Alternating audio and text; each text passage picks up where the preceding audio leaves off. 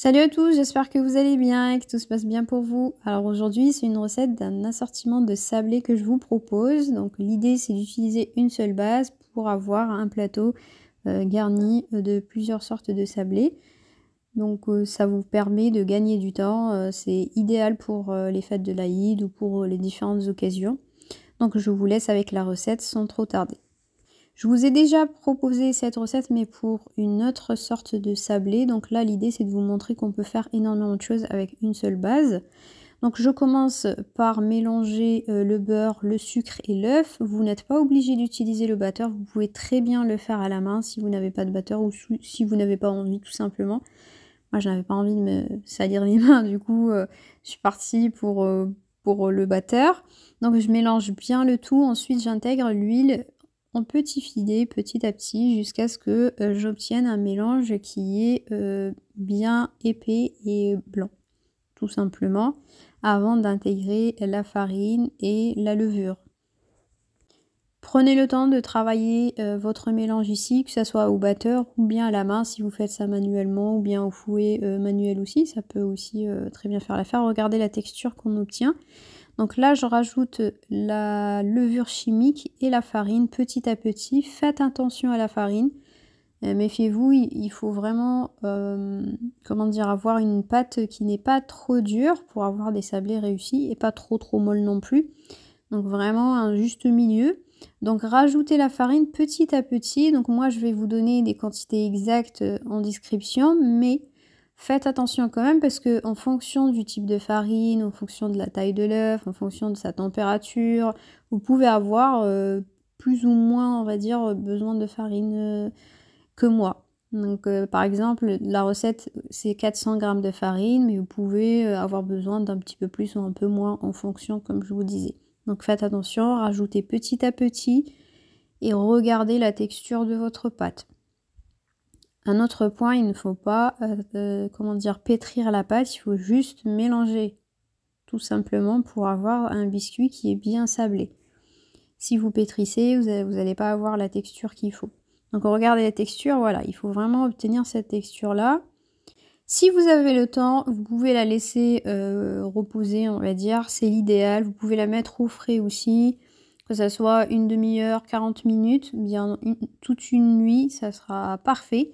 Moi, je n'avais pas le temps, je l'ai travaillé tout de suite. Mais je vous conseille vivement de la laisser au frigo pendant un petit moment. Ça vous permettra d'avoir des biscuits qui tiennent à la cuisson, qui ne bougent pas. C'est vraiment l'un des secrets, on va dire, pour avoir des sablés qui gardent leur forme après cuisson. Donc là, j'étale ma pâte.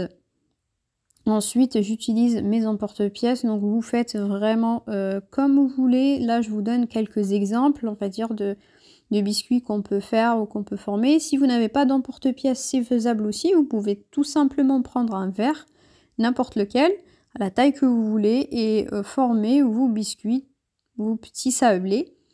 Donc ici, moi, étant donné que je n'ai pas laissé poser ma pâte, j'ai formé mes petits sablés. Regardez-moi ça, mais la pâte, elle est un peu difficile à travailler, elle se déforme. Donc ce que j'ai fait, c'est que une fois que j'ai fait ça, je l'ai mis au congélateur quelques minutes avant de les placer dans ma plaque pour aller au four, pour éviter de déformer le biscuit quand je vais le prendre. Donc là, je vous montre en fait les petites ouvertures, mais je vous conseille de ne pas utiliser cette méthode. Donc vous pouvez faire comme ça et mettre au congélateur et ensuite retirer comme ça, la pâte elle sera bien dure, elle ne va pas se déformer. Sinon, il y a une autre méthode qui est beaucoup plus pratique, plus simple. C'est tout simplement de poser vos biscuits sur la plaque qui va au four et là, faire les petites ouvertures des petits sablés. Ça vous évite en fait de prendre, on va dire, votre sablé, de le déplacer et donc de le déformer entre temps.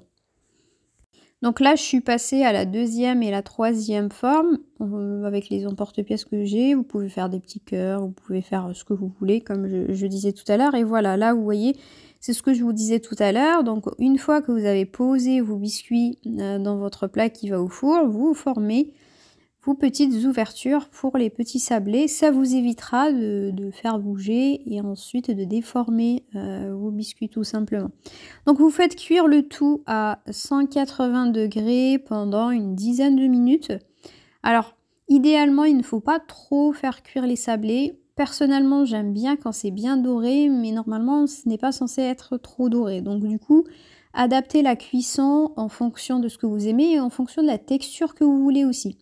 Si vous faites cuire vos biscuits suffisamment pour les dorer, vous allez avoir une texture plus croustillante que si vous les faites cuire à blanc, quoi.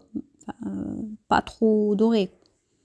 Donc une fois que c'est cuit, je laisse refroidir et je passe à la déco. Donc la première version, c'est avec le sucre glace, donc un classique. Personnellement, je n'aime pas trop, c'était juste pour vous montrer. J'aime bien quand c'est tout simple, mais là, c'est une version qui existe, donc je vous l'ai montré.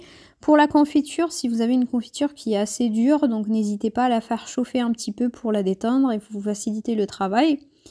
Donc ici, je forme mes petits biscuits, je décore avec ce que je veux. Et c'est déjà prêt. Donc la première version, c'est avec le sucre glace. La deuxième, vous allez voir juste après, c'est un peu différent. Donc on va utiliser la même forme, mais avec des cacahuètes par-dessus, ou des amandes comme vous voulez. Donc je mets de la confiture, et ensuite je trempe dans des cacahuètes dorées, bien grillées et mixées finement pour avoir un joli petit décor. Vous pouvez remplacer les cacahuètes par la noix de coco, des amandes effilées aussi, pourquoi pas. Des noisettes, des noix, ce que vous aimez. Perso, j'aime bien cette version-là, parce que je trouve que c'est assez gourmand et c'est bien joli aussi. Si vous avez fait des petites ouvertures en forme de petites fleurs, alors je vous conseille d'utiliser cette version-là pour le sucre glace, comme ça on voit la petite fleur à l'intérieur.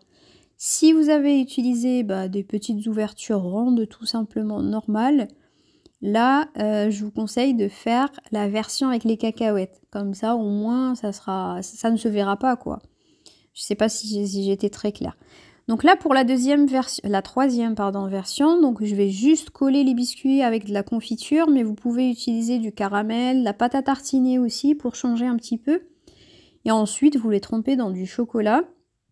Chocolat noir pour ma part, mais vous pouvez utiliser du chocolat au lait. Et ensuite, je mets quelques cacahuètes par-dessus, les mêmes que j'ai utilisées avec les autres. Donc c'est des cacahuètes qui me restaient d'une autre recette, du coup je voulais pas les laisser comme ça, donc je les utilise pour cette recette-là.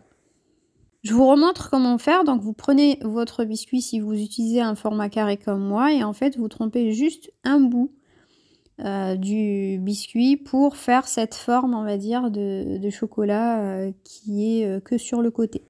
Il y a une sorte que je ne vous ai pas montré, donc j'ai simplement trempé les biscuits dans du chocolat et ensuite j'ai décoré avec des pétales de rose, donc c'était très simple. Alors la recette touche à sa fin, j'espère qu'elle vous a plu. Si c'est le cas, n'hésitez pas à me dire ça en commentaire, à liker la vidéo. À bientôt, ciao ciao, prenez soin de vous.